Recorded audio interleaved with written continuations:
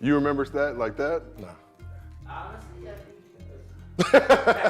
think And we could do a segment like that, January 5th, 2007. What did you drop? Oh, you know what? Yo, I got you. Okay, so thoughts on the reactions. Yo, you go first how you did it. And then Joe, I got for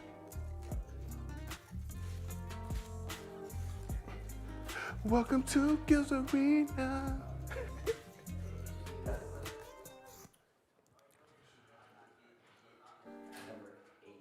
They can hear us? Thinking, hey everyone, welcome. Pull up, welcome. it's Tuesday, come on in. Trey Miguel, the Come on in. Chief. Angelo, what's happening? T.Y. Tiggs, Chef, Gooch, Entertainment, what's pop locking and dropping with your Boss Cap 1? We ready to do this, fellas? Yes, sir. All right, let's get it. What's happening? Gooch! Hey, I love that. I love that day. Gooch! Oh, we're going live? Oh, my bad. I gotta go, y'all. We real life here. Ages 0. Change the game. Put that respect on his name. Look, with the honor call for greatness, the chosen a few that carry the gift of genius, who do what they do, who possess finesse and blessed with desire, it's true. I'ma say it loud, none other than who? Some swear by Nikes, others love Adidas. Rappers be rocking crowds, I'd rather rock arenas. You may have a nice shop, you super set with the pill. Who made the 0 famous? It's Gil. Homie fire, he wet, cold as the Pacific. Some dudes try to guard him, no need to be specific. He dazzled up the crowd as a wizard for years. Was 100% real, it's Gil. Gil. Eat him up, Gil. Eat him up, Gil. Eat him up, Gil. Welcome back to Gil's Arena, presented by Underdog Fantasy. Whoa, whoa, whoa! It's Tuesday, we back. Tuesday. I miss y'all, man. It'd be a long, Taco Tuesday! it'd be a long couple of days. Say that shit on Tuesday. Taco Tuesday! I gotta add it in, Gil. Damn. Spur the moment. I miss y'all though. From Thursday to Tuesday, I'll get lonely. I'll be depressed. I'll be thinking about Gil's Arena, what we gonna talk about. But we got the living legend, Gilbert Arenas here. Okay, rocking the red, rocking the red. We got Brandon Jennings What's up? and his dog Freedom. Whoop, whoop. What up? Freedom. What up? And remember, everybody, Underdog Fantasy presents this show. They keep it alive. So if you want to support the movement, go ahead, download the app, sign up, use promo code Gil's Arena, and they will match your first deposit up to $100. But I got some special breaking news for y'all. Ooh. If you currently signed up or you sign up right now, this Friday, we're going to bless you with a special Gil promo. All you got to do is use code Gil promo, and Julius Randle's higher or lower for game 3 of that Knicks-Cavs game is going to be 0.5 points. Y'all going higher or lower for that? What? Gil, I had to ask. Higher. This is a trick. I'm going lower. 0.5 points? You don't think Julius Randle's going to score a point in the game? I'm going lower. I don't think he's gonna fucking play. This must be a trick, goddamn man. Don't follow the trip. Underdog is a suspect. I don't know. 0.5, you're not going to go higher? That's a trick, man. That's Did he get hurt or something? No, it's easy. That's the promo code for you. Underdog is showing their love. He just got to score 1 point, and you get one of your picks. Be careful, people. You know, motherfuckers be tricky out there. Hey, somebody gonna. That's too easy. I don't know, man. Somebody gonna pick lower and watch them fucking hit on it. I'm gonna crack up because it's not gonna be me. I'm going higher, of course. And for all the fans out there, we see the chat is jumping. Y'all getting in there, getting your comments in. We got our mostly fan segment at the end of the show. If you add a good question to this chat, a good one, let me preface it. Got to be good. Can't be no bullshit. We will ask it at the end of the show. So go ahead and get them questions in as you watch the show. I mean, it could be bullshit. I mean, it got to be good. It got to be some good bullshit. All right. It can be some good. It can be some good bullshit. But let's get into this thing.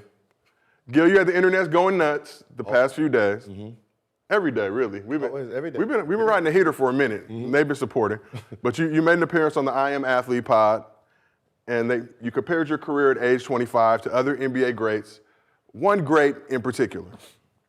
This is unfair for me because now I got to rank myself against people's careers. I got hurt at 25. So if you stop me at 25, they ain't Steph ain't with me. No. So when people hear it, they go like, "What? At 25, there's no 3 championships.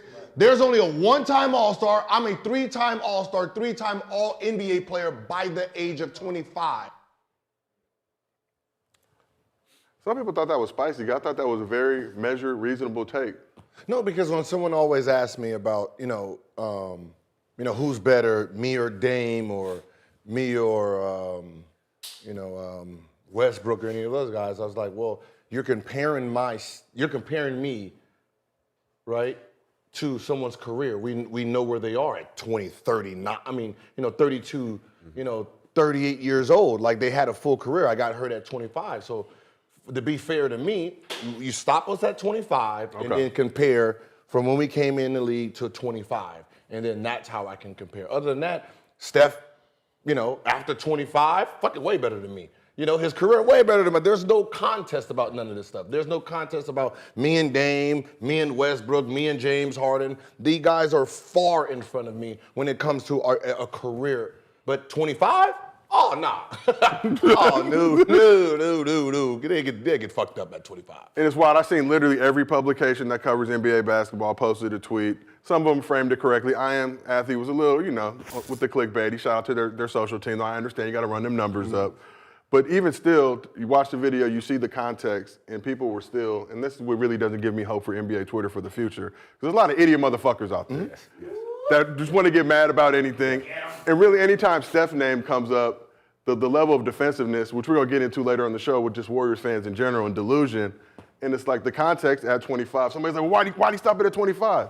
I got hurt. Did you watch the video? I know, that's what I'm saying. I'm hurt, so it's I probably played like 50, 60, 70 games after the age of 25. So, I have to stop my career at 25. That's where my career stopped. So, it's not a long list of greats, of people that can consider themselves over 3-time All-Stars, over 3-time NBA champs. I mean, not NBA champs, but All-Stars, all NBA players. I mean, it's when you hear the list, when you think about who could be there, you'd be surprised. It's just top tier. Well, it's funny that you mentioned that, Gil. We pulled a little bit. We don't got everybody. I know somebody on the interwebs will be like, but you forgot X player or Y player. But let's just go through a little bit. Jason Tatum will likely be a 3-time All-NBA player. We're still waiting for those awards to come out. 4-time All-Star. Luka, by age of 25, I think he's 24 right now. EuroLeague champion MVP, likely 4-time All-NBA, 4-time All-Star. LeBron, MVP, 5-time All-NBA, 1-time All-Defense, 5-time All-Star. Melo, 3-time All-NBA, 3rd team, 2-time All-Star. Tim Duncan, Finals MVP. So Melo's, I don't even know how you put Melo in there. He don't make the cut. He got 3-time? Why? He's not 3-time All-NBA and 3-time All-Star. Gotta give him a break, Gil. Do we value All-Star games? It was a fan vote. Yeah. Okay. Tim, get him out. Get him off the page. Tim Duncan, Finals MVP, 4-time All-NBA, 4-time All-Defense, 3-time All-Star. Kobe, 3-time champ, 5-time All-NBA, 4-time All-Defense, 5-time All-Star. KG, 2-time All-NBA, 2-time All-Defense. So I combine those together. Okay. You have Michael. You'll have Magic with probably like 6-time All-Star. You're gonna have Bird. Yeah. You're gonna have Shaq in there. So when you're talking about that's why I consider myself at that time. I consider myself good. I had 60. I had 50-point gamers. I was one of the youngest players. So I guess they had like top 20 of young players that score 60 points. So by the age of 25, I held a lot of NBA records. Most points in a half, overtime. Most points in less amount of shots. I was really fucking some motherfuckers up. I ain't even gonna lie. Yeah, I mean, you was great. It wasn't good. It was great. It was great basketball. It was great. And this is your show, and you're paying us, but I just want to point out that a lot of people were hating on you and saying that you weren't this, weren't that you don't understand basketball. So just imagine how great you could have been if you understood basketball. Good. I know, right? That's wild. I know, right? That's I mean, wild. if you actually understood what you were doing. In my head and it just popped. Because they're so used to listening to non-basketball players, when they hear me talk, it goes against everything they've been taught. Yeah. And that's the problem, because they've been most of the people who been speaking, it's textbook information, right? It's textbooks information. 3-level scoring and all this like layup, right? Mid-range, 3. That's 3-level for basic players. Where's the post up? Where's the post up? Where's the logo scoring? Right? There's more levels. There's more levels. There's levels to this shit, I think is what you're saying. 3 level is fucking elementary basic bullshit. And when it comes to you and Steph, we got to drop a you got to remember. I'm going to be the one to say it. I'll take a sip at the end of the show. I think you played against Steph his rookie year, I believe, December 18, 2009. In that game, I'm just going to read the stats. Fuck me up, huh? 45 points, 13 assists, 15 for 25 from the You field. had 45 on me? No, Gilbert Arenas had 45 points. Okay. Steph Curry, though, 27, 8, and 4, though. So I don't know, 25-year-old. Is that with Monte? Oh, we got that. Look at y'all talking to each other. What are you telling Steph right now? Nothing much. Were you giving him like the MJ Kobe advice? Like this is how you can become great? Ooh. Ooh. And it's authentic because look at the visuals. This is back in the SD days. Very standard. That was the scariest thing about Gilbert. He was the first point guard I played in the league that just shot whenever.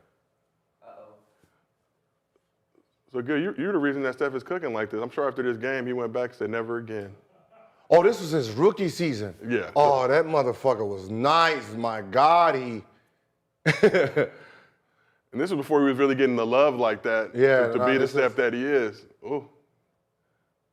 But if he, if he didn't hurt his ankles, I mean, we wouldn't be having that discussion because he'd have been a 3-time All-Star, 3-time All-NBA player by then. And that's the thing. I think a lot of Steph fans, super emotional, very young. A lot of them can't drive, can't drink alcohol. So they take things very, personally. So I used to post some little niggas up. Without the context. Yeah, y'all sure did. Oh, we got more highlights. I think I got. All right, we're just going to let this thing ride out. Okay. It's Tuesday. It's Tuesday. Hibachi time. Oh, Monte got that work too. Okay. And was there anything extra for you coming back to Golden State? Did you feel like you had to give them buckets every time you was back in I the always town? gave Golden State buckets when I got back home. Hit game winners there. Oh. Who was that? Nah. Gilbert. I want to see the most important thing. Did y'all get the dub? Oh. Did we get the dub? Anybody get stomped during this game? Oh, y'all got the win. 9-pointer. Okay. Him and Ellis was a. Yeah, they were. Yeah. El problemo. All right, so question for both of y'all. When we look about through the course of history, a lot of guys' careers negatively impacted by injuries. And that's the thing, as a real hooper, you're always going to show love to guys and factor that into what they could have been. But if you could turn off injuries for any NBA player in history, who would it be? For me, Penny Hardaway. Okay. For me, Derrick Rose. Ooh. Derrick Rose. Yeah, that was a good one.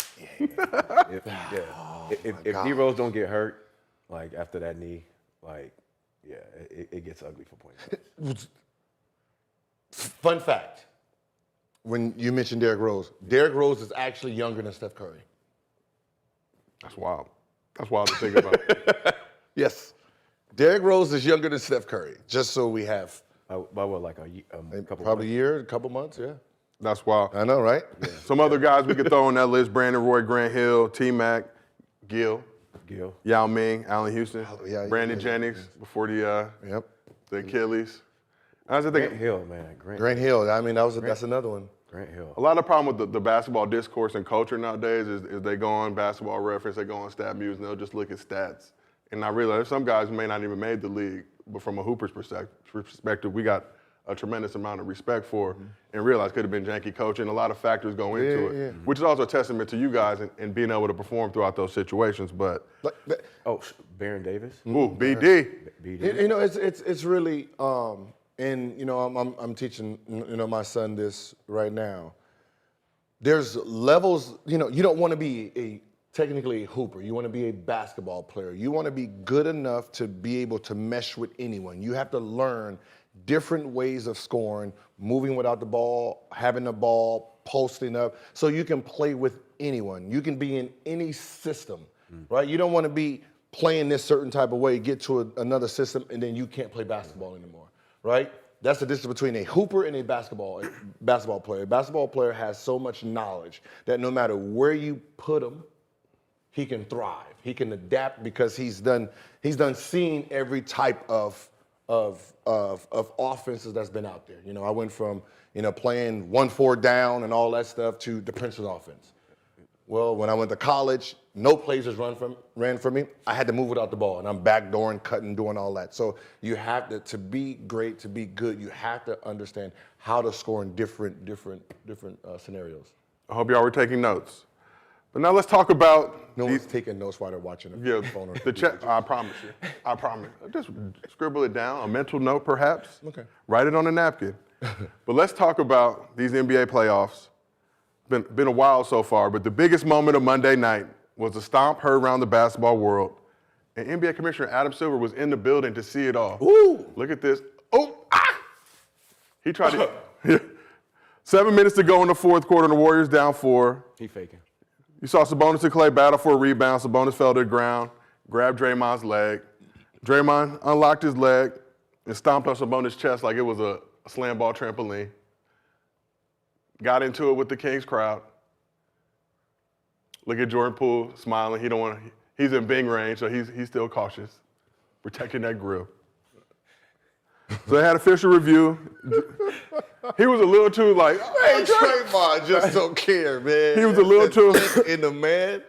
So Draymond was given a flagrant 2, ejected from the game. Now, following the game, Draymond had this to say about the incident. My leg got grabbed. Second time in 2 nights. Referees just watch it. I gotta land my foot somewhere. And I'm not the most flexible person, so it's not stretching that far. The explanation was I stumped too hard. You're gonna stop it. John Goble was looking at Monk hold my leg the last game, and it just let it go. And Zach clearly was watching my leg get held this game and let it go. So I guess ankle grabbing is okay. So we've gotten a chance to see that play from damn near every angle, game angles, crowd angles, local news angles. Mm-hmm. Should Dre have been ejected for that play? I say no. Oh, okay. One, it's the Kings versus the Warriors, and that's just whatever goes in that arena goes on in that arena. This is the playoffs, but I just don't. I don't like that you penalize the second person, right? You penalize the second person. You know, the grab was first, right? The hold, the lock was first. Right? If you stop it right there, then only one person gets penalized. So, you know, the foot came after. I don't give a fuck if he stomp. You know, he got a little song. He's doing a little dance on his chest. That's not my problem, right? So when I'm going back and reviewing it, I have to give something to the first party first. That's the problem with this world right now. We penalize number 2 instead of the first. Right? You can't tell someone how to fucking react. Right? You can't tell someone how to react on something. Yeah. If you stop it, if you penalize the first person first, there will never be no reaction. Well, right? Sabonis was penalized. He got a tech on the play. It should be flagrant 2, for Sabonis? Flagrant 1, or flagrant 1 and nothing. You have to penalize you can't, it's a reaction. Yeah. Why is the action not being penalized more than the reaction? Because it's the way he did it. I think the way, I mean, to me, from the angle, I feel like he should have failed. Like, if Draymond would have just failed and just kicked him in the nuts or something, like, then it would just look like whatever. But the fact that he, stumped him. But he jumped out of like Spider-Man. Yeah! I think that's the extras off of That's it. what that was the funny part. He hit him. He's like, oh, that means jump out of it. Yeah, but I don't think he should have got ejected. I mean, I think they both should have got something. And I hope the league don't suspend him. Yeah. Because, I mean, they're weird about it. Well, here you go ahead, a stump, and then that's what I'm saying. See what I'm saying? Like, stomp and jump off. So right here, he should have just fell, and then you would have been able to kick him in the nuts. And it didn't even look like it was that hard of a stomp. Like, he didn't put his whole body weight into it. Like, he kicked off the other leg to spare it if you really watch it. But nonetheless. But even with this, right? It's my theory is going to always be you penalize the action, not the reaction.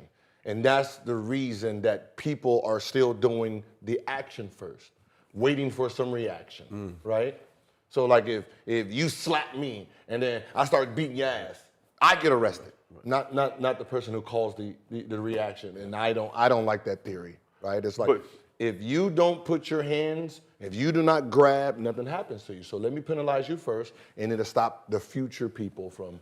We know Draymond's a very emotional player, but he's also had a track record of doing some questionable things in the postseason. We think about the dick kicks in 2016. That was a natural motion with the follow-through. Right. Now I'm watching this video. I'm not that flexible. I can't do that. It's like, shit, all the dicks I seen you kicking. There's some flexibility in those legs. He's not that he older now. He older now. You start doing it like, I can't even bend my leg. So, but when you look at the Sabonis part of it, what's worse to you, the Sabonis leg grab or the Draymond stomp? Is it the Sabonis thing because he did it first? It looks like he wasn't trying to twist it. Like you see that in football a lot. He was just trying to, I think, slow Dre down a little bit to give his team a competitive advantage. Don't grab my ankles. But that's what I'm saying. You're slowing him down. What if I'd have pulled my Achilles or something? Yeah, for sure. Anything can happen. So that's why I said you have to penalize number one worse than the reaction person. And do you think anything was more to it because of Sabonis and just kind of how he looks? I'm not going to say it was racially motivated, but it seems like a lot of players came through in Dre's defense, and Sabonis kind of has a reputation of doing some dirty shit at times, even though it's not glamorized because he plays for the Kings. So it just feels like a lot of guys, when it happened on the interwebs, were defending Draymond. Well, if you look at the play before that, he was grabbing Clay, right? He was grabbing Clay. He was already. Clay, but they said like he flopped. It's like, no, Clay gave him that little elbow shove. He got a janky center of gravity. Yeah, he literally grabbed fell. his jersey, then he pulled him, yanked him down. So it's like he's starting all of it. Listen, it's playoffs. Okay. I'm sorry, it's playoffs, and shit happens in the playoffs. So if I'm reffing that, it all depends. It's either both get nothing. That would have been my call. Like, this is the fucking playoffs. It's Sacramento. You guys hate each other. All right, let's go. Let's keep the game going. You ain't fucking hurt. Get up. Yeah. Come on, this is playoffs. Yeah. Are we seeing the birth of an actual rivalry? I know we're not anywhere near to being able to call that. No. This has been a rivalry for a long. It was a rivalry when I was there. Regular season? Regular season. Okay. We were sorry as hell. 17, 18 games. Them Golden State fans come up to Sac. They getting their ass whooped. I'm sorry. Right? That's why I said back then it was $1 beer, and then there was the Sacramento Kings. Yeah. Those Weber, Peja, Bibby, the real cowbell. It was that group. So we was over there getting manhandled, and the fans was manhandling our fans. But when it came to Oakland, Oakland stood up. 18 fucking wins. We have a sellout crowd. That's one thing about that Oakland crowd. They came to support the basketball team. The Sacramento Kings, they owe E40 an apology for kicking him out. Yeah, what y'all think about that quickly? He's the king of the up north. Like, how y'all gonna kick E40 out? Because you Golden State. All right. I thought that was bad they karma. Pay for that. I thought that was bad karma. Like, you don't fuck with 40 water anywhere in the You're back. trying to. This is playoffs. That's E40. disrespect. Playoffs. Sacramento ain't done nothing to be doing all that. Playoffs. They starting to get on my nerves. You kick all super fans out. You kick all super fans out. It just feels like Kings fans are getting a little too thirsty. Yeah, habitual line stepping and setting themselves up for some disappointment because it still is the defending champ. First of all, if I'm Lakers, right, and it's the Lakers, and then we're in the playoffs, and then we're playing the Clippers, and Clipper Darrell and Marcellus Wiley's in the crowd, they're getting kicked the fuck out. I don't give a fuck what they do. They clap too hard. Hey, you, making all this ruckus. Get the fuck out. I'm fucking up there. Get the fuck out. You get the fuck out. I'm doing all that. I don't care. This is my building. I'm trying to win by the end of the But not E40. E40? Get him out. Him and his wife. Out. Man. Right? See y'all in San Francisco. Can't do that to 40. Can't do that to 40, Come on, man. It's the playoffs, man. All that shit counts, man. All right. Well, let's your super fans. All right. You too short. Get the fuck out.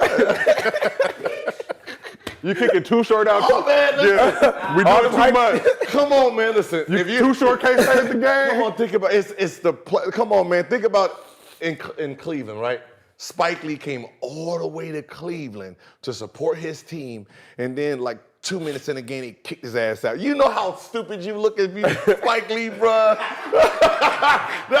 That's the kind of shit that I would do if I'm an owner. Owner, yeah. Oh, get his ass out. Soon as he clapped too hard, you're making too much ruckus. Get the fuck out of here. It's been some legendary cooking going on in these NBA playoffs. So we got to show everybody some love with Hibachi time. Is that the? I'm waiting for the graphics. Okay. Get the graphics. No, I'm just kidding. Do it live.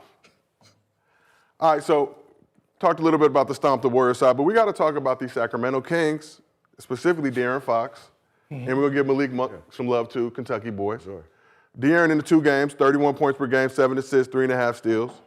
Malik Monk's putting up 25, close to 5 rebounds, close to 3 assists, shooting damn near 46% from 3. Think about their 38 and 32 point game in game 1. Not quite as ballerific in game 2, but they still got the dub. Malik came in through, I hit like 2 or 3 threes in a row that got the crowd just jumping. And I love to see dudes with that green light that can give buckets. So Brandon, I'm gonna start with you first. When we look at this King squad, what have the Kings shown you in the first 2 games? That they could take care of home court. They did what they were supposed to do. They took care of home court. I think the challenge is now them being on the road. In the playoffs, in Golden State, you know, that hostile environment, the champions. So it's another challenge for them.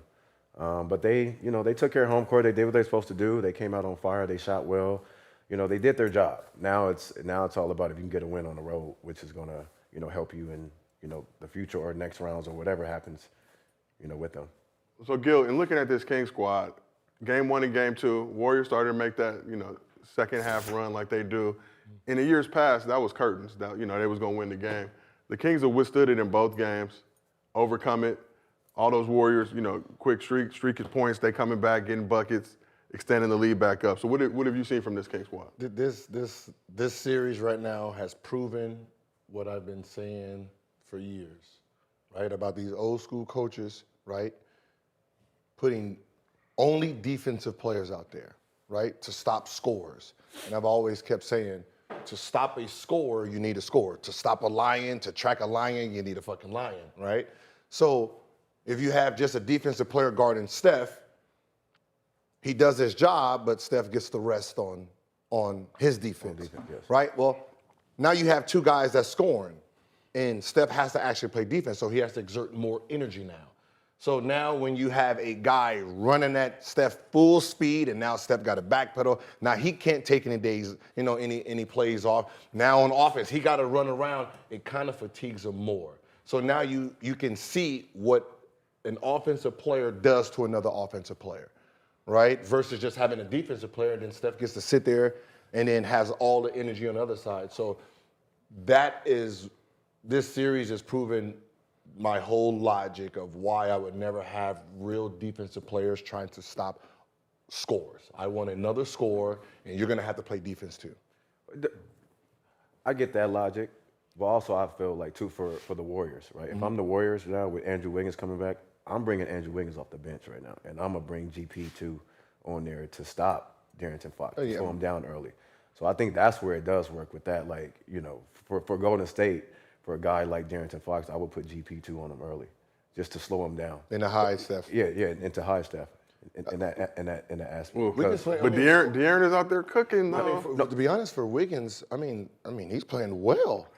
He played well last game. Is he playing? We had talked about this before last week, and we thought, you know, it's going to take him some time offensively to get his rhythm back. But he's come in. I know he looks good. Maple Jordan. Yeah, but you're gonna have to do something early though to mix Sacramento up a little bit because they're getting too comfortable. Darrington Fox coming down early, just getting to that bag.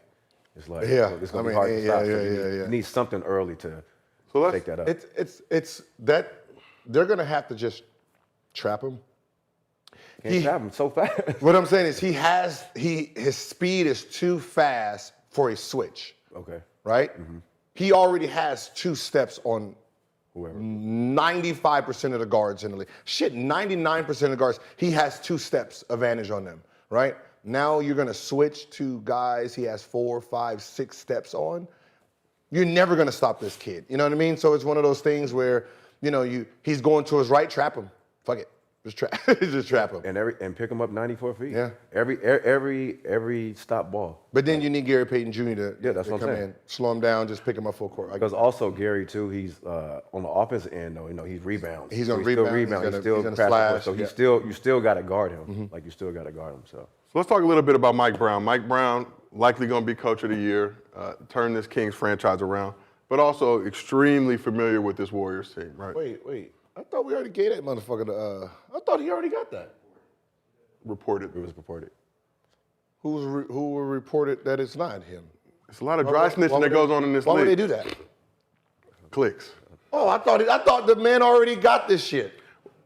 Oh, y'all trip, man. Don't, come on, man. God damn. Mike Brown moves the needle. We over here moving. He's going to win it. But it's a Talking formality. about black power and shit like that, and now it ain't even confirmed. Oh, So we got to riot if he don't? huh? And we got to riot if he don't win? No, we look stupid. Okay. we could pull up on Adam Silver. I know where he stay at.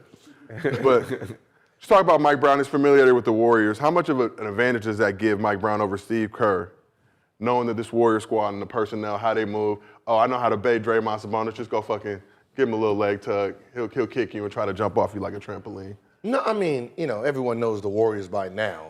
But I mean, it's Draymond. This is one of those series that Draymond really has to be careful with because you have to bait him. If you can bait him to get going and do what he did, it helps the other team. You have a guy who, he does so much for that team. So if you can get him off the floor, it kind of goes in your favor. So I wouldn't be surprised if, Coach Brown is over there saying, hey, just keep punching on him, keep holding on. Do what he do to you, right? Hold him, grab him, do all this stuff, and see if he can get irritated. Yeah. I mean, and this is still the same Mike Brown that coached Cleveland back with LeBron that had great seasons and all that. So this is nothing new to him. But like you said, yeah, Draymond, he's a big key. I think he has to control his emotions this series for them to win because if he's not on the court, it's going to be tough for them. I mean, just who he is, his body language, and how he, does all these different things on the court. So if he can't control his emotions, it's going to get really interesting for them. Ooh, it makes it easier for the Lakers. And that's all we really care about. We have agendas. We don't hide them. We don't pretend to be like this other media out here. I'm unbiased. Like, motherfucker, we know who's breaking bread with you. We know who you rocking with. So the Warriors are down 0-2, and that snapped the NBA streak of 27 straight playoff series where they had never trailed. What? 0-2. Really? Yeah. You said what? So they had 27 straight playoff series where they had never been down 0-2, 2-0, however you want to look at it. Wow. That's fucking wild, right? Yeah. They're the fifth defending champ to fall behind 0-2 in the first round. The other four all lost in the first round. 3 of them got swept. So when we look at the Warriors in the regular season, 11-30 on the road, extremely nasty, hot boo-boo, very uncharacteristic of this Warriors dynasty. We look at this series, 7 games. We know that the Kings have 4 home games. So the Warriors are going to have to win at least one road game if they want to win this series. So ask both of y'all, what do the Warriors need to do to win a road game? Right now is fuck the road game. They got to win these 2 games at home. Right? You got to get these 2 games at home, and against a young team or any team, right? Once you win your next 2 games at home, that game 5 actually is against the road team because they have to defend it and they have a little bit more pressure because you're going on a 2-game win streak and, you have the momentum and now they have to really, the little cheeks might tighten up a little bit more. So, the easiest game to win for the team that's down is game 5 if they've won, game 3 and 4. Yeah. I've been in that situation my rookie year when we were playing Atlanta. We were down 2-0 in the beginning. We won 2, and we went back to Atlanta and won game 5. And we lost the series in 7, but just winning that game 5 was so meaningful to us because it was like, you just like, woo, finally got one. But I think for the Warriors too, it's more, I think they just got to start getting more locked in. I think locked in, just get away from the noise. I think the noise, like the crowd, like Draymond, like when he got kicked out and he was like chanting at the fans, and it's like, it's kind of like, I don't think like, like is needed right now because during that time he was doing that. Remember, it was 7 minutes left and they were down 4. 4. Yep, they're 7 minutes up, down 4. So the game was still close. So it was still kind of went. He's hyping the crowd up. Yeah, so it was hyping the crowd up, and the momentum just kind of shifted still to them. So I think just staying focused. But you know they are at home, so they got game 3 and 4, so they should be able to win. Yeah. Do we think there's any way that these Warriors lose game 3 at home? Yeah. I mean, it's a I mean, you possibility. can, I mean, but no. it's a possibility. I mean, after everything they've been through these past 2 games, all the bullshit they've dealt with, obviously Draymond's gonna come in fired up. The league's watching. They want to stretch this bitch out a little bit. No, yeah, I don't. No. They need to make they need to make the switch with Wiggins and GP2 though. So that was gonna be my other question. You hit on it on your side, but Gil, what adjustments would you make if you're Steve Kerr? Right now,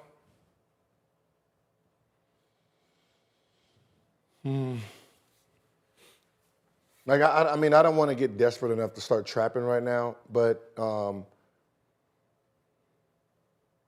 like I like with left-handers, right?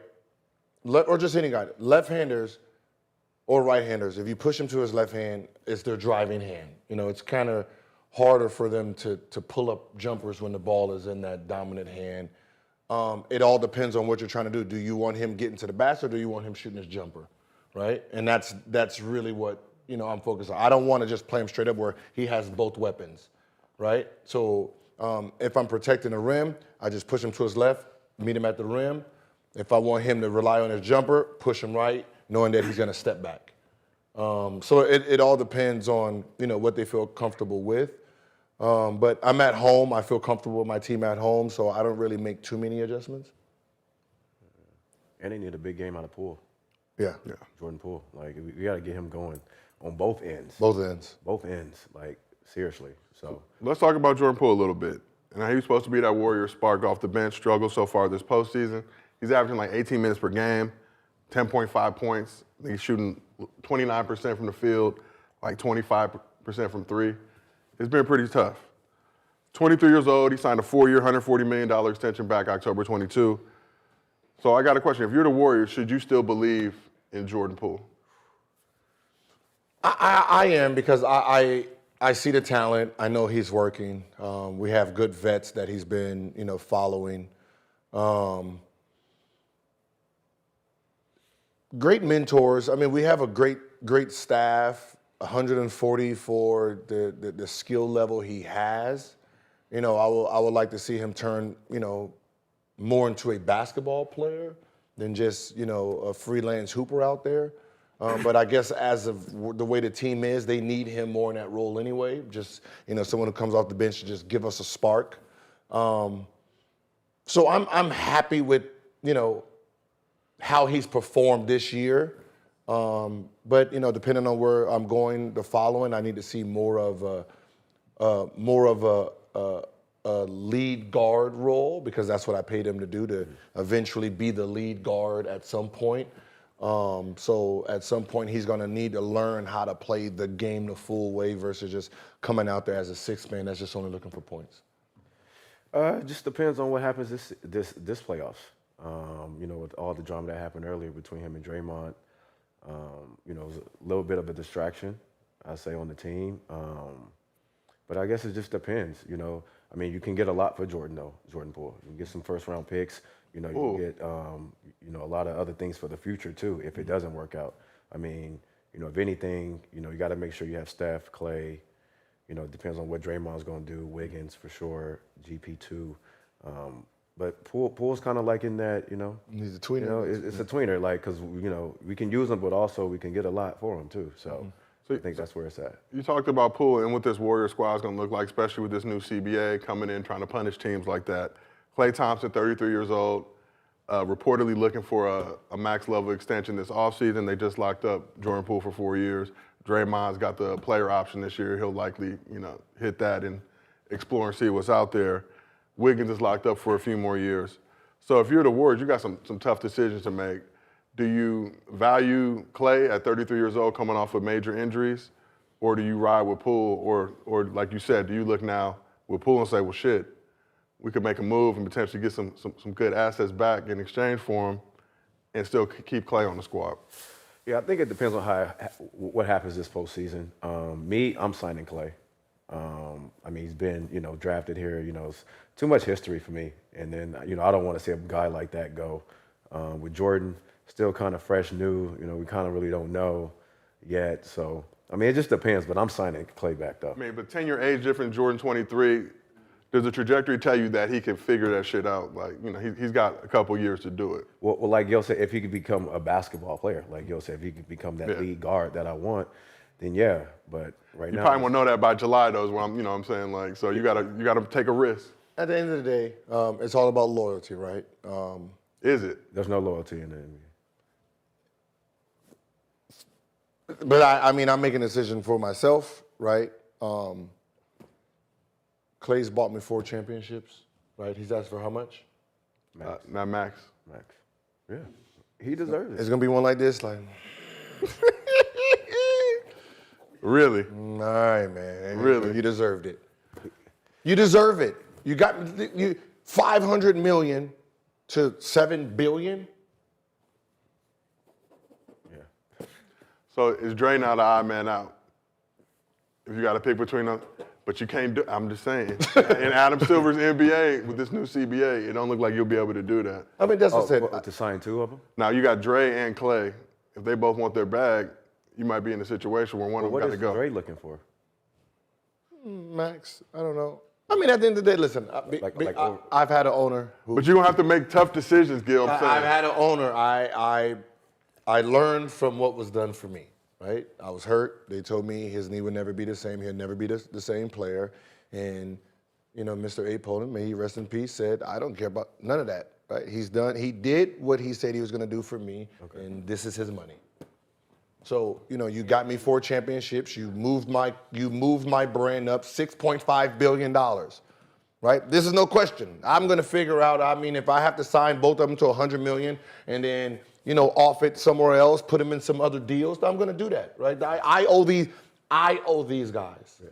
But do you I owe them. I understand that. I'll be damned if these 2 Hall of Famers, these 2 guys who's going to be in those fucking rafters are gone somewhere else. Their first year in that arena, they gave me a championship. They gave me my money back. I get all that, Gil, and I would agree with you. I don't give a fuck what date would be Adam Silver say, whatever that writing is, I'll figure it out. We're going to figure it out. I'm smarter than that motherfucker right there. I'm smarter than Adam Silver. Yeah, I can tell you that, goddammit. Clay, take less. I got this tech plug for you. I'm going to give you some stock in this joint. Yes.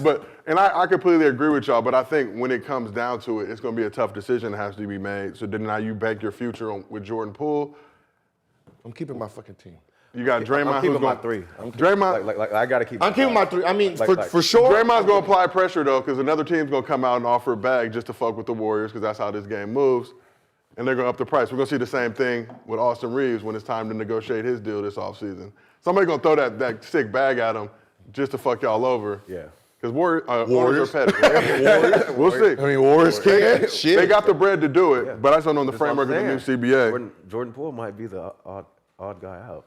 Because the start of the season, and it's not that he don't have game. It's just the money. The money makes sense to move. But start of the season was like Clay was pretty much that guy. He was earmarked. Like if it's an odd man out, it's going to be you. Your career's kind of on the downfall. But Clay started to show a little bit more. Has he lost a step defensively? Probably. But to y'all point, it's about loyalty and what y'all have done for this franchise, the culture you've built around here. Splash Brothers, which y'all have done for the light-skinned community, empowering us and making us feel like we can really go out here and do things and achieve in this world. But I mean, listen. I mean, and Clay came back from Achilles, right? The Achilles, like he Did he wasn't get supposed to, and then won it the next or whatever the year when he came back. Like, so it's like it's a lot of Mark sacrifice. Cuban did for dirt on one championship, right? One championship, right? And dirt is dirt, right? They got your 4. make it rain. Put their statues outside. Yeah. Put all their all 3. Yeah. Y'all getting statues? Yeah, for sure. To be honest, I'm gonna put them in the Oracle. I don't give a fuck if it's shut down or anything. I'm gonna put Oracle. Just no building, just 3 motherfucking statues just randomly there. Yeah. And just a quick plug in with the chat. We got 5,000 people watching the stream right now. But guess what? 5 ain't enough. So call y'all friends, call y'all homies, Call tell them your to pull up mamas, to mamas. Y'all watching that bullshit on network TV? Granny, right? Come on down to Gil's Arena, all right? And make sure you use promo code Gil's Arena. Download the Underdog Fantasy app and be on the lookout this Friday for that Julius Randle pick'em. And someone out there told me my show is failing. I don't want to know who, Gil. I don't want to be in this beef. It's just male whore. It's a male groupie. You know. So it's just a male groupie. You don't worry about him. But let's keep it moving. We got to talk about these Los Angeles Lakers. And we're going to give love to two guys who really deserve it. Austin Reaves, Rui Hachimura. They got him online. They're calling him Hibachi Mura now, Gil. I want to ask, can he get that stamp of approval? No. He can't get for just the game one performance? No. He's still Hachimura? No. He can't be Hibachi Mura? No. Well, let's just break it down. Austin Reaves. One game. Cooking the game one over the Grizzlies. Hibachi Mura tied the Lakers record for most points off the bench in a playoff game, 29, 5 threes, 30 minutes. Reaves came through, did his stuff this. I'm him. Dropped 23. Let the world know. It's funny because you just look at him, you never want to judge a book by its cover, but if a dude like that says, I'm him to me, I'm on the other side of that, I would be demoralized. Bro. We let a dude who look like this come in here and punk us. Austin Reaves is coming to the backyard. I know, man. I mean, he's been playing well. I don't know what I was thinking in February. But now you apologize, Gil. But this is the thing. It was only because I'm just a Westbrook fan. You know what I mean? But this I wasn't really accepting the fact. You know, I wasn't looking at him as a player. I was just looking at him like, you're in my player's way. You're in my player's way. Get out of his way. But this is the thing that Lakers fans need to appreciate. Y'all both stepped up. Y'all offered the apology. Apologize. And since y'all have apologized, Reaves has been cooking. So you might have got Austin Reaves the bat. He need to come break Gil's Arena off with an interview and some bread. I mean, listen, the man's playing well. Bring a jersey. I know. That AR is gonna look nice in here. Wait, Gil. Well, I'm looking at the wall. I'm an Austin Reaves fan. I mean, we can find. Who jersey you taking off the wall? He ain't here yet. I mean, but like 6, 7 more years, you'll get here. Yeah, see, I don't know. Is Joe Johnson in jeopardy? Hell, Joe. ISO. What's wrong with you? Yeah, but you got LeBron, you got Kobe, you got KD, you got the franchise. ISO Joe. No, Jermaine O'Neal got hurt for me to be in my second All-Star. When the NBA tried to fuck me up. That's my buddy right there. That's my guy right there. Scottie Pippen not coming off D-Wade. There's no, all right. Franchise? What's wrong with you? You know he didn't even play high school basketball? You'll put him in the entryway. I think he played 2 games in high school basketball. Steve Francis played, just so fans out there, Steve Francis played 2 high school games. 2. High school coaches are haters. I never knew that. That's crazy. Yeah, he played only 2 high school games. And then went to he went to a junior college. He got a scholarship. Went to junior college. They won the state championship. They went undefeated. Then he transferred to a junior college in Maryland. They won a championship. And then he got to Maryland. Wow. 2 games became the number 2 pick in the NBA draft. So hell no. Oh, no. That just confirms. That's why they call him franchise. That confirms what I always say. High school coaches are haters. All right. If you were his high school coach and you only put him in for 2 games, there's conversations that need to be had. No, I'm pretty sure he was like not going to school. Go to school. Go to school for it. It's high school. You can't finesse a good grade. You can't keep a player. Like back then they probably had you got to be at 4 periods and stupid crap like that. So get him a body double. Yeah. Like it's high school. Figure it out. But let's talk about these Lakers. AD came through 22 points, 12 rebounds, 7 blocks. LeBron on a janky foot, still not looking like himself, but 21, 11, and 5 assists. So we're looking at this. Are the Lakers in control of this series? Boy, you better stop. Stop, baby. 4-0. Not yet. John Morant's out. Oh, you done? Yeah. Oh. He's out. We don't know, Gil. Out. Oh, if Ja's done, then yeah. We don't. Unless you got the plug that we don't know. You talked to Ja? No. He fell on his right wrist. I understand that. Which means he's not going to be able to shoot. That's going to take at least 14 to 16 days to get the feeling for a shooter, right? Unless they're going to throw Toradol in there and shoot the Toradol up. But if they throw the Toradol in that shot, he won't be able to feel that hand. Right? So therefore, without John Morant doing what John Morant does, in 4. So we got reports today from Shams that the X-rays came back negative for That's a cool. break or a fracture. Yeah, but to your point, That motherfucker hurt. Memphis not winning one game. Would John Morant hurt? They can't get one. You know, Would John Morant hurt? I mean, he's gonna play. Nah, he ain't gonna be able to dribble with the right hand. I mean, like you know, like even when we just hurt it a little bit, that motherfucker just be going. Like a thumb, somebody hit your thumb or something. Yeah, what's funny is I remember in the playoffs, Bron was coming down a lane, and I tried to absorb that boom, hurt my wrist. Like I couldn't move it. They gave me the Toradol shot in the booty, hyperextended my knee. What? That's where you take it. Yeah. you could have just said the Toradol shot, Gil. I gotta let y'all know where they take it. Yeah, so people who take Toradol, right? Yeah. I mean, I have to have one. Yeah. It should hurt. And how long does it take once you get the shot for the pain to go away? No, that goes away instant. For sure. Yeah, That's wild. Yeah, it goes away You instant. feel that medicine going right You there. be like, ooh, you can feel like, oh, yeah. And when you hyperextend your Because you can't, because whatever you're trying to guard, you're not in guard mode anymore. But what I'm saying is, did you feel the hyper? Was there any pain on that? No, I felt like I could. No pain on it. When you did But I felt my knee go back. Like, oh, yeah, that's gonna hurt me later on. And then how long after that shot wears off do you feel that pain? Oh, I didn't play the next game. Okay, but I'm saying like, how long are you feeling good till you like, oh shit? About what? 12 hours? About Oh my 16 lord, hours? Yeah. that's wild. You just know it's coming. Oof. Yeah. That's James. But okay. So you saying there's no shot? But Grizzlies last year without Ja were 20-5. This year they're 10-8. But I think the bigger issue is no Steven Adams, no Brandon Clark. But they've got. Bro, it's 4-0. Why are we even talking about this still? He said 4-0. Okay, 4. I'm rolling. I mean, I'm a 4-1. Laker fan. 4 or I'm 5 rolling. games. Wait a minute. We know the Lakers Two. play down to their competition. No, 4 games, because we need our Lakers to rest for the next series, baby. For that. Let's go. It's already written. What they say, it's already written in the script.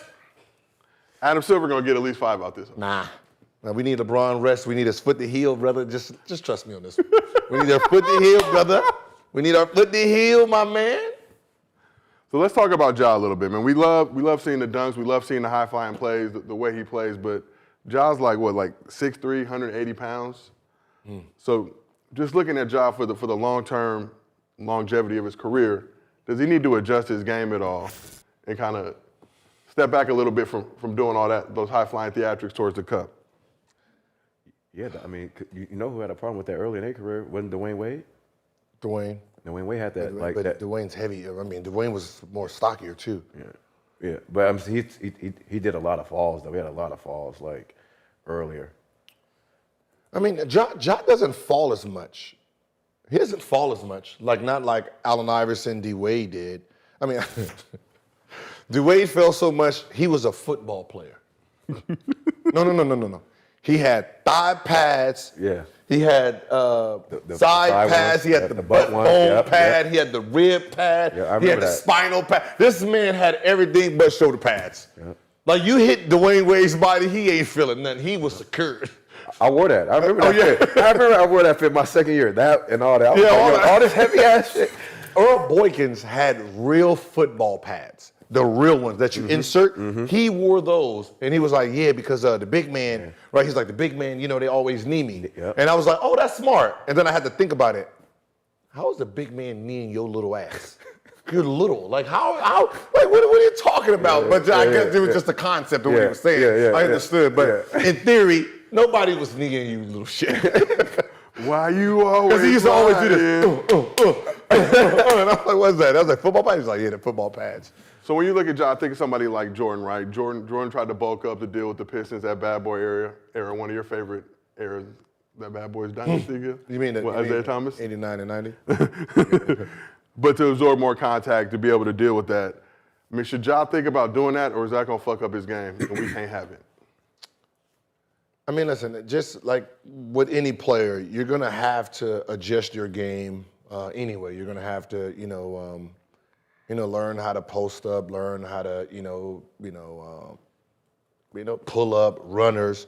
It can't be always the same, move, 2 foot, jumping. But, he's young and, that's what his game is built on right now. But, hopefully later on down the line, he does add more elements to his game.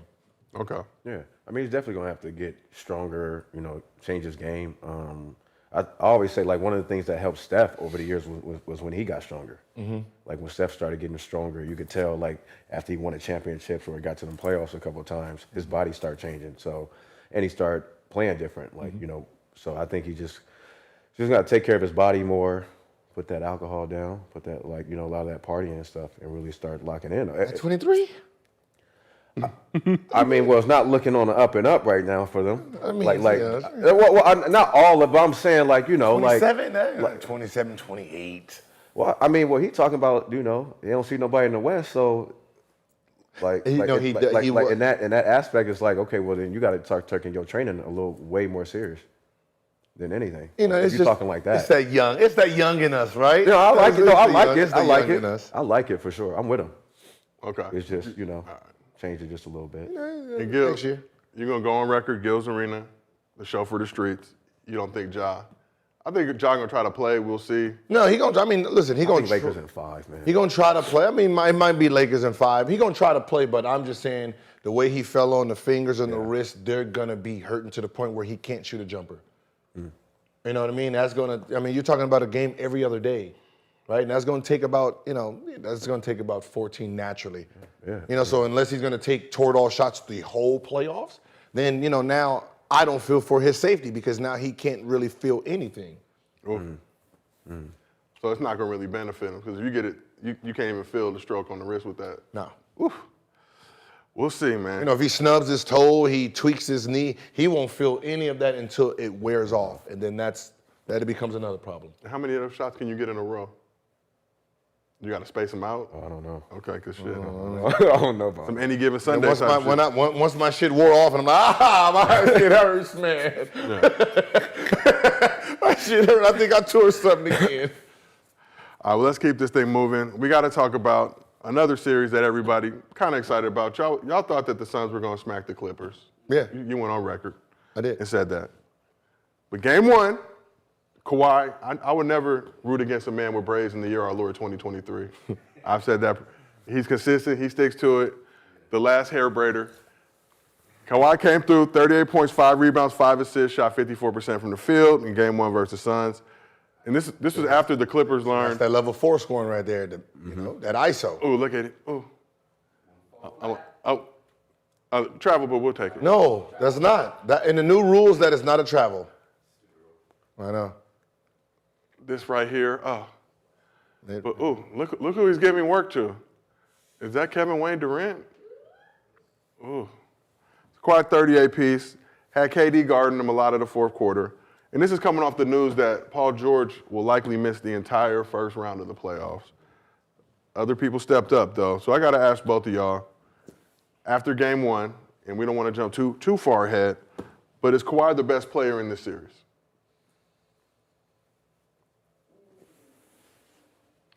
Water. It's water, okay. Unless one of y'all sprinkle. I was just crack in saying, there. The best player? He believes so, for sure. Of course he does. Well, I mean, Kevin Durant is I know what he believes, but I need to know who do y'all believe is the best player? The best player is Kevin Durant. Still. The best player is Kevin Durant. Okay. Right? That's what we're talking about, the best player, right? I don't. Like who's having the best series? Kawhi Leonard. I'm not But saying the best I'm not saying player. the best player overall. I'm talking about in this particular 7-game series. Not who would you start a team around. Not anything beyond. Kevin Durant is the best player if he's in on this the series. court. In this series, he's the best He's the best player. Okay. Kawhi's what? 2. But Gil, you thought a little too long about it. Kawhi might be 1B, if anything. Kawhi got 2 rings and 2 finals too. Why would he feel like I know what he feels like. I'm just talking about. But I like the matchup, and I like the matchup because it's like Kawhi's like, I'm just as good or better than Kevin Durant, probably. No. I get what we tell ourselves. I understand that part. I know. I get that, right? Right. I thought when we was playing against LeBron James, I was the best player on the court. But in the reality, right? Well, in reality, if he wins this series, he's better than Kevin Durant. Oh. If he beats the Suns without Paul George, he's better than Kevin Durant right now. Right now, but just right now, he's better. Like he will be better than Kevin Durant right now, if he gets that done. Good. You agree, disagree? How you feeling? Think about it. Kawhi Leonard walks the Suns down and beat them. Okay. He's better than Kevin Durant right now. Without Paul George? Because he's by himself, and He's not by himself, he's with Russ. Oh, he is with Russ. With Russ. But Russ is going to defer to him. So if he can carry the load by himself, then You got to put him over. I have to put him somewhere up there. Reluctantly? Yeah. I'm just saying right now, though. Just Right, right yeah, now. yeah. I'm not saying like over. I'm just saying right now he would be. I mean, because that's what, to be honest, for them to win this series, it has to be Kawhi doing exactly what he did. So if he does win the series, he's right. He's right. I mean, he's right. Unfortunate. But we'll see. Right. We'll see, though. But, I mean, we'll see. So let's talk about now KD booked this quote-unquote Suns Big Four, Big 3.5, if you will. Mm-hmm. Do you expect more from KD and Booker in this game, too? KD looked a little passive late in the game. He didn't shoot for the last 5 minutes? Like he was trying to still figure out the flow. If you're KD in that situation, are you telling your teammates to give you the fucking ball, or are you letting them do what they do? It all depends on how the game is going. But the Kevin Durant not, shooting or scoring in the last 5 minutes is not benefiting, my team. It's not benefiting us to win the game. I have a top 3 player in the league on my team, and he's not getting the ball last 5 minutes. That's like having, Jordan and Kobe on the same team, and one of them does not get the ball the last 5 minutes. It just doesn't make sense, especially to be successful. So, I expect, the next game that they make an adjustment and, that ball goes to, in the last 5 minutes, only 2 people should be getting the ball. Shit. It's the last Book. Okay. All right, Kevin. Okay. Yep. All right, Kevin. Okay, Book. Yeah. Yeah. No, for sure. Yeah. Book and Kevin, the rest of y'all team, y'all Watch just out. spot up. Yeah. Just watch out, Watch and out. rebound and, pass the ball to these 2. Yeah. I mean, but and like the Clippers was already in the rhythm too. Them playing games help, man. Yeah. Like a lot of those. That's why I feel like a lot of these teams too lost their first game because the teams that were in the playing games they was already in the rhythm. So that's why I was like the first game I give the Clippers that second, but the second one I think Phoenix come out and do their thing, and then it just gets interesting. Oh, it's funny you mentioned that. Gil, your Defensive Player of the Year, Scott Foster, on the officiating crew for Game 2 of Clippers versus Suns. Come on, man. God. So, we know there's been some issues with some certain players on the Suns. There ain't been no issues. There's been some This issues. is one issue. Is with one of the players on the Suns. Historically, he's been known to come in, fuck some shit up. We appreciate that. They said they appreciate that audio in the back. Adam Silver, I thought listen, there was a time where Scott Foster could not ref Chris Paul games. All right?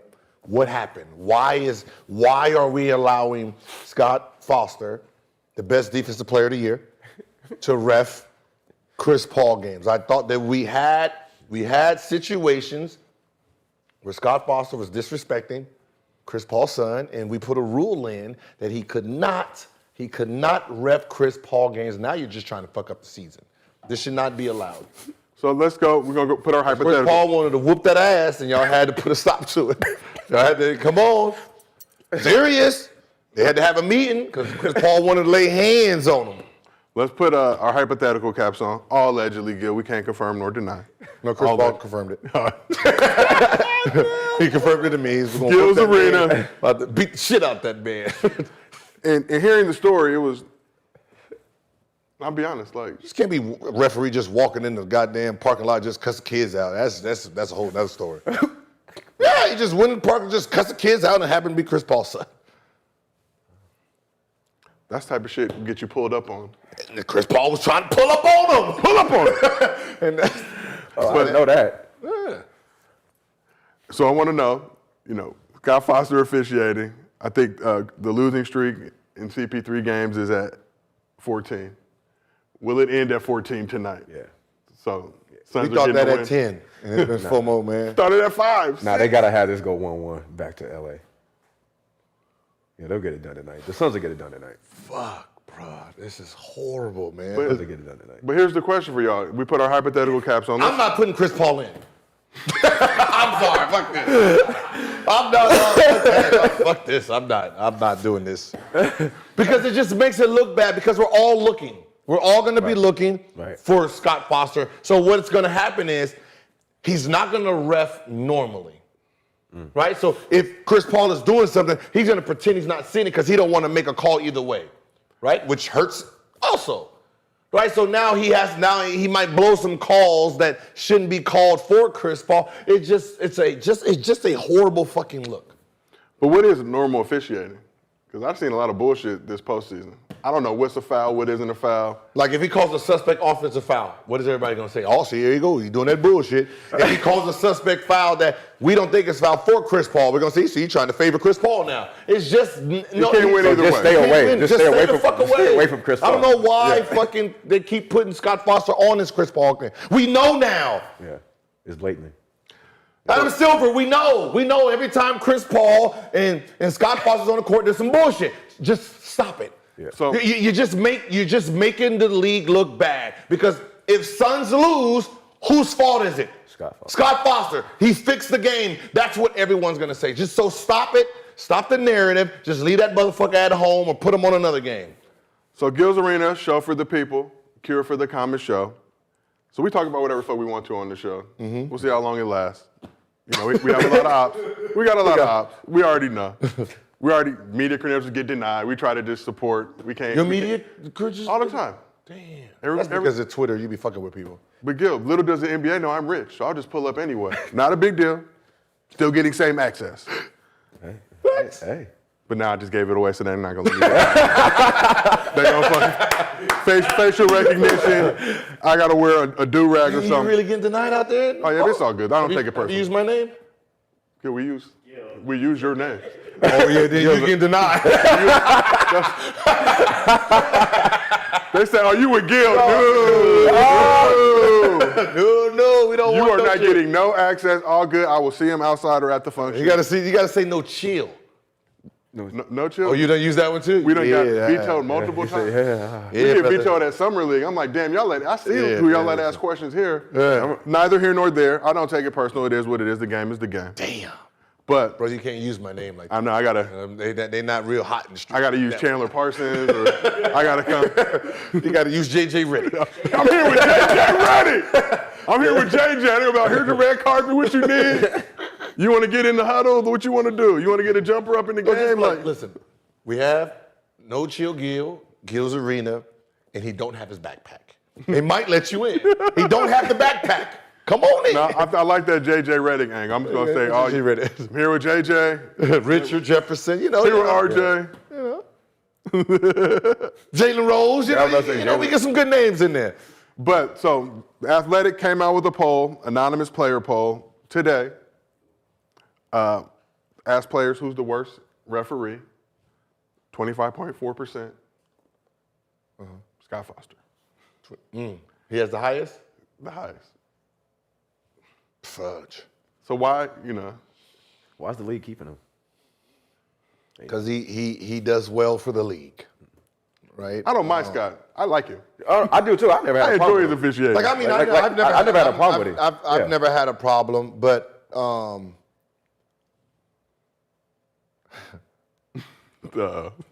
already know what that look means. okay. Whoever the head of referees, most likely Scott is his man. Let's just try that one. Right? I mean, I guarantee whoever the head is. Is it Monty McCutcheon? Yeah, it is. Is Monty McCutcheon the one who was rocking the bow tie the other night? Yeah. I can't even hate. No, I like that he- fit. he- He got a little fit off. Monty was he's from that area. They homies. Yeah, they're from that old, somewhere in Philly, somewhere in them Philly woods together. Yeah, that's that. Did you like Joey Crawford? I didn't mind Joey. I mean, like the way because I talk shit when, sometimes, like he didn't penalize me for it. You really have to get under Joey's skin Okay. for him to give you a tech, right? That's why I said, Scott, I didn't have a problem with Scott, Steve, Javi, So the guys who were considered the assholes, right, they didn't really give like issues. They didn't give the technicals like they just. I had problems more with the rookie refs because they don't really know you like that, so they're just giving techs and doing shit like that. So We're gonna see. It can't last forever.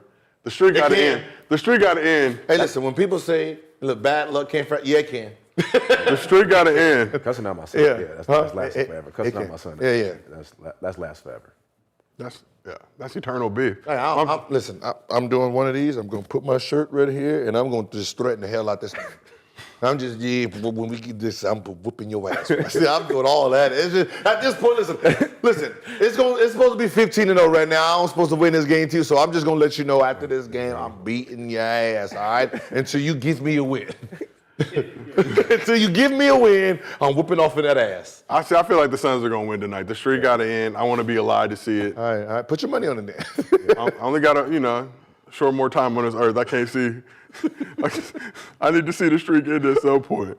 When will it end? All right, but let's talk about Clippers, and more specifically Russell Westbrook, a.k.a. Huss Westside, man of the people. Halftime, tried to get into it with a fan during the Suns game. I thought it was funny. That was halftime? Wait, who? Don't call that man Westbrook. Westbrook was coming back from the visitors' locker room. There's a shortcut through a fan area.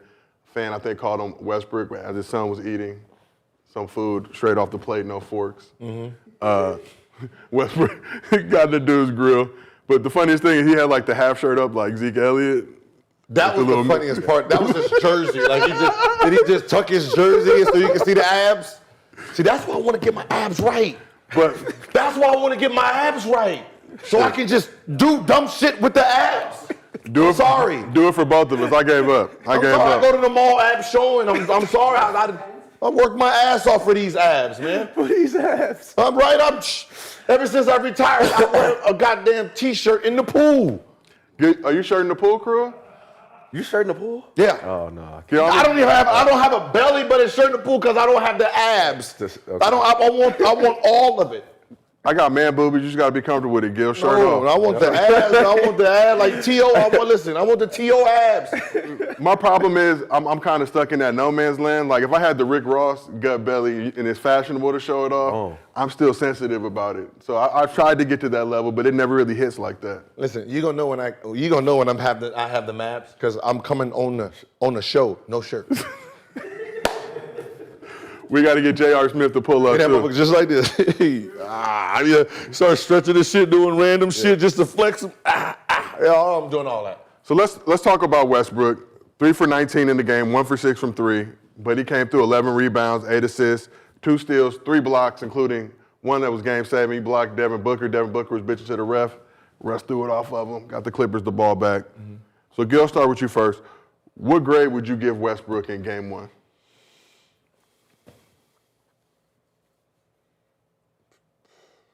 C-? Passing. I mean, he's doing everything to try to get the win. I think, with him, he's thinking way too much. He thinks what people care. He thinks what people think.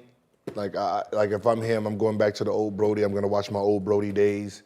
My triple-double days when I played very well and look at my swagger then versus now. Because it's not like he's lost his ability to do what he's been doing, playing the way he's playing. I just think this is just a confidence thing, and I think he just needs to start watching tape of, how he approached the game and, just get that little swag back that he had. I think, at this point he's trying to, please everyone, please himself on he can still be this man, and he's thinking way too much about the game, making shots and not taking shots. And, I think that's where it is. It's all, mental right now. Me, I'm gonna give him a B. Oh. I'm gonna give him a B because I know he went 3 for 19, but he stepped up to the plate, made 2 big free throws, then came back down and got the block on Devin Booker that kind of like saved the game for them to win. So I think that, showing that his toughness through it all, like he's still tough and he still is gonna always fight and still go hard. So I think, and then like you said, just piggyback on what you said, like he needs to go back into just being the old Russ again. Like the fans, they're gonna say whatever. Like I don't like athletes going after fans. I always feel like it's stupid because you're not gonna do anything. Like you're not gonna take off on a fan. So it's just like, I mean, you're 50 games. 100.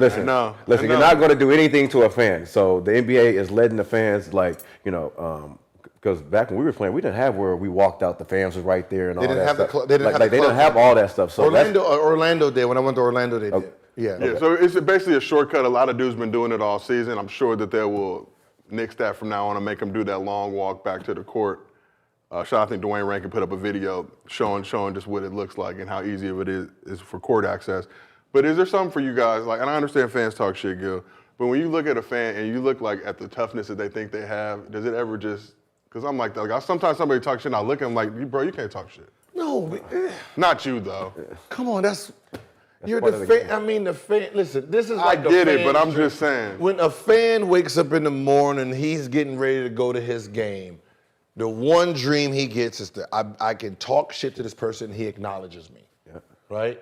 Yeah. So that fan, that's his life, right? I got to talk shit to fucking Westbrook and we stood toe to toe, and then I'm telling myself, and it's on camera. If it wasn't you, if you wasn't here, I would have swung it at right? That's real. That's what the thing is. You just, it's part of the process. It's part of the game, and that's why I say I'm because I'm a super fan too. So, heckling is part of the game. I've watched. Docs when you had the guy who was the Washington Wizards, I forgot his name. He was that lawyer who used to read Charles Barkley's book Behind the Bitch Fucking with Charles Barkley, right? I was trying to get him back for the playoffs when I was in Washington. What happened is the arena he was in, when they switched to the Capitol Center, the way the seating was, they wouldn't give him the same seat for that price. Gotcha. So he stopped being a fan. But you didn't chip in? I didn't know, I couldn't find him. Was it Robin Ficker? You said Robin Thicke? The same? Ficker. Ficker? Yeah, some Ficker. Ficker. Yeah. I got Barron in my ear. He's Caucasian. Ficker sounded a little too close to something else. I was like, wait a minute, I might have to pull the mic out. Go have a conversation. Thought he was trying to test me on a Tuesday.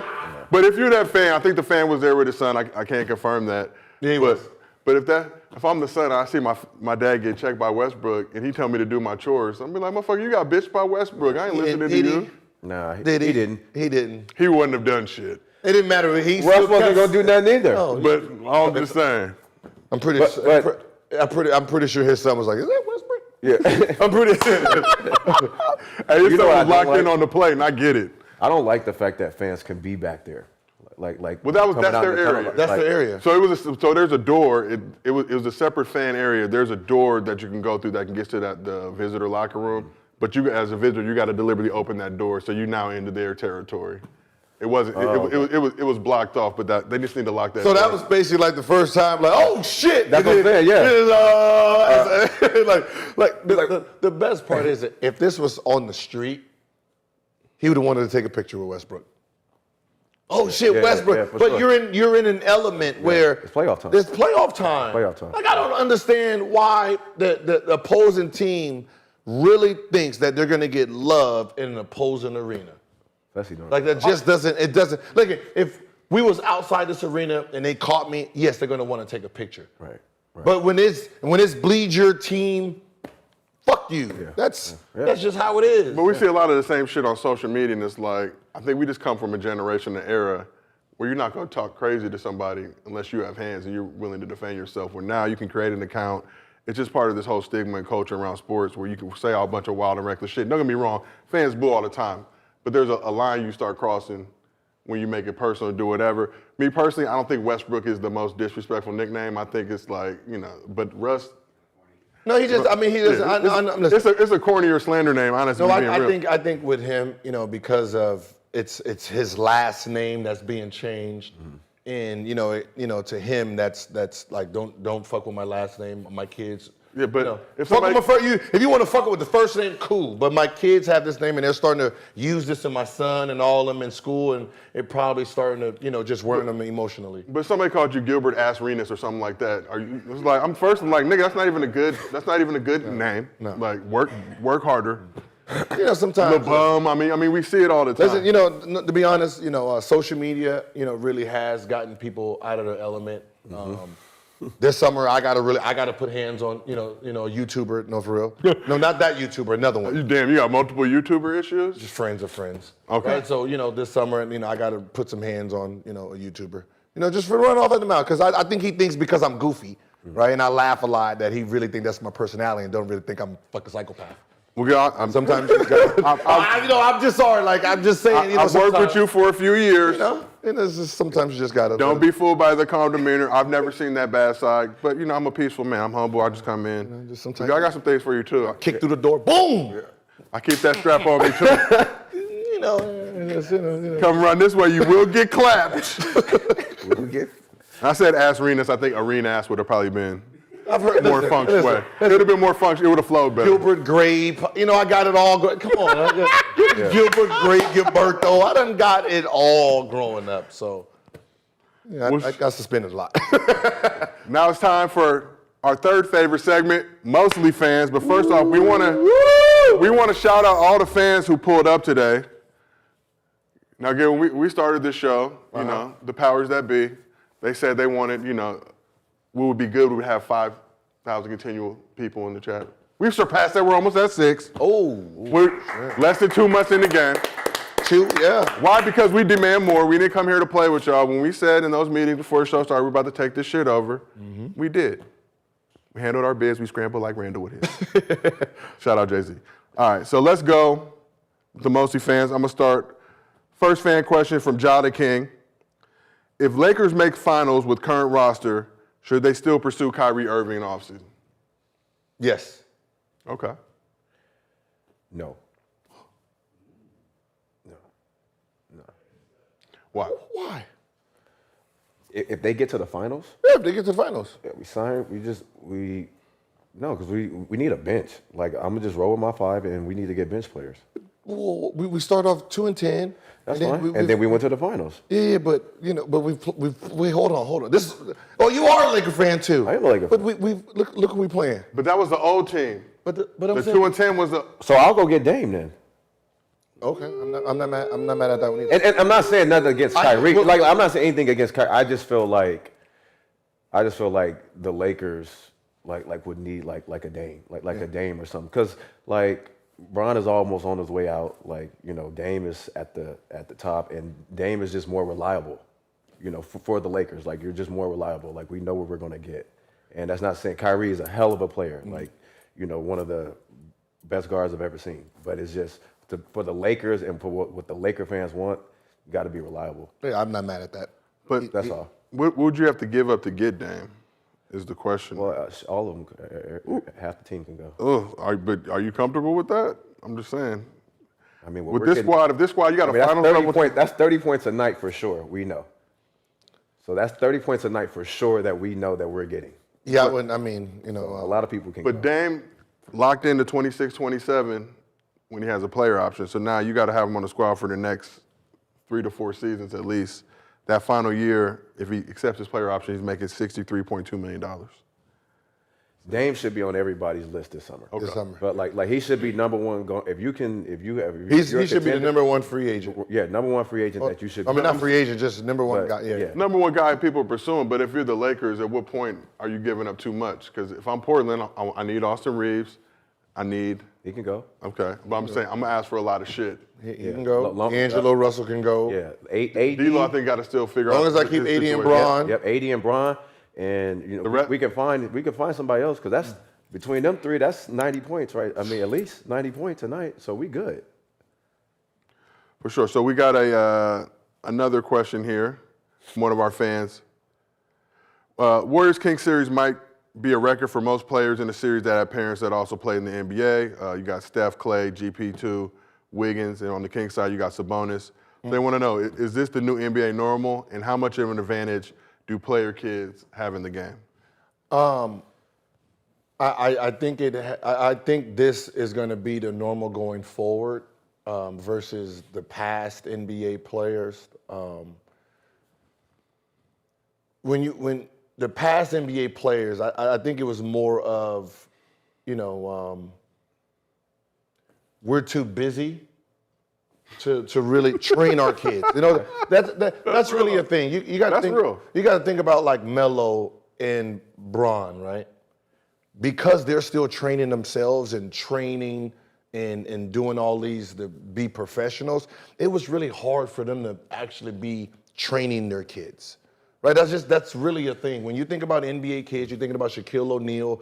When it was really time for him to get to his son, to train his son, he's still an active player, right? So that's really hard to really put your hands on and be a hands-on, father and trainer at the same time. So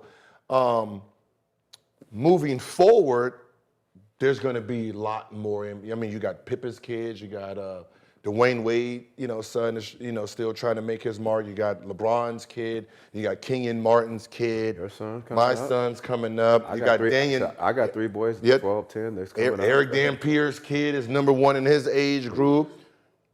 You Boozer's, got Boozer's, the Boozer boys. Matt Barnes got Matt you Barnes got some kid. kids. You still got whose son was just number 2 pick. Atlanta. He's at Houston. He's played for Houston. Am I smoking crack? He plays for Houston. Number 2 pick. Number 2 pick. Number 2, number 3 pick. Jelani. Come on, y'all.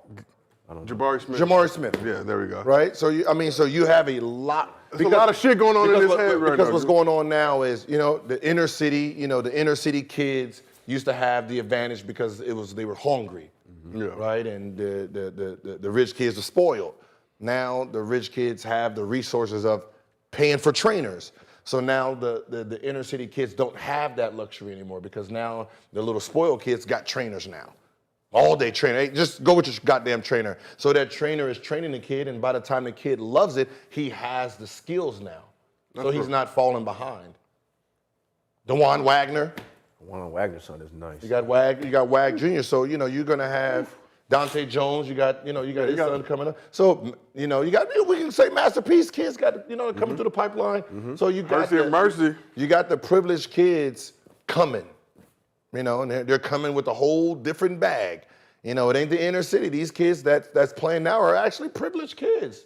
You know what's crazy too? Like when you used to look at kids like back in the day when the kids that were more fortunate than us, like that had dads and like they were trash. Trash. Like now it's like these NBA kids, like they're good. It's like there's these NBA dads, their kids are. I mean, you look crazy. at Steph and Seth probably are like the gold standard for that. You got Clay. Yeah. You got Brunson. You got. They grew up in Orange County, so you already know what it is. RJ Barrett. You Yeah. got Gary Payton Jr. You got.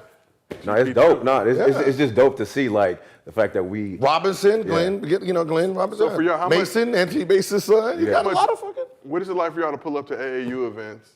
And you got the former NBA player dads there with their kids. Like, are y'all talking shit to each other? Is it beef? Like, is it love? No, it's what's up. It's what's up, right? It's just like a what's up, and it's y'all like, happy for each other? When we played, we barely seen NBA. Yeah. I didn't see no NBA player. I mean, I seen Stacey Augmon, but he was just coming there to talk. Yeah. Right. The only real famous person that I knew in AAU was probably it was Gary Payton's Brandon Payton. It was Gary Payton's brother. Yeah. Okay. Right. I was like, oh shit, that's GB brother right there. Right. That was that was that name. Yeah. Now you go in there. Kobe's daughter, rest in peace, she was playing. Then you got Matt Barnes over there. Then you got I think it's crazy too on the daughter side, like, because they be. Zebo's daughter, now it's just every. Like my dad goes harder on the girl side than he used to go on our side, but the shit talking is intense. Like he be on it though at the games. I gotta calm his ass down sometimes. You'll go to an event, you'll have 20 NBA players, ex-NBA players running through just run it all day. All day, yeah. And I think that's what helps these kids too, like being able to see us. Like, you know what I'm saying? Like, we wasn't able to see that. So just being able to see, like, an NBA player walk in, it's like, your game different. Like, you know what I'm saying? You're trying to show out. Like, you're trying to show that, you know, oh, I'm nice. Like, I can get with it. So I think that's, like, the game is getting better with the kids too, because they can see us. Like, we're there. Well, now I'm excited for the generation. I'm excited to see your kids. Excited to see your kids. Gil, Elijah been out here cooking. I mean, dominating the Valley. Derrick Rose got a son that plays. Rose got a son. You got Dwight Howard. I mean, his boys is big. They up next. That's what I said. It's gonna be. It's gonna be like the different. NBA is gonna be different, but we're gonna be all right back. Like, it's gonna be like one, like, damn, like, you know. But our kids is just hooping. Well, look, man, that's our show for today. We appreciate everybody in the chat. We got to get over 2 6K. questions? Yo, damn, how much more? We done did I'm the just 90 saying, minutes. man. God, man. We This is fulfilled. damn 5.5, almost 6,000 people in there. You asked 2 fucking questions. We I'm fulfilled. mad as shit. We fulfilled our I've been 90-minute obligation. typing shit. Y'all just pulled 2 people. Well, keep asking questions in the comment. We're I'm gonna pretty put sure it was white. John the King sounds like a white name to you, Gil? No. That's what I'm trying to say. Well, we got a ton more in store this week. Brandon, we appreciate you pulling Yes, up. sir, always. Gil's Arena. We will be back tomorrow, Always. 11:30 a.m. Pacific, 2:30 p.m. Eastern. Don't meet us there, beat us there. Thank you for watching Gil's Arena, presented by Underdog Fantasy. Whoa, whoa!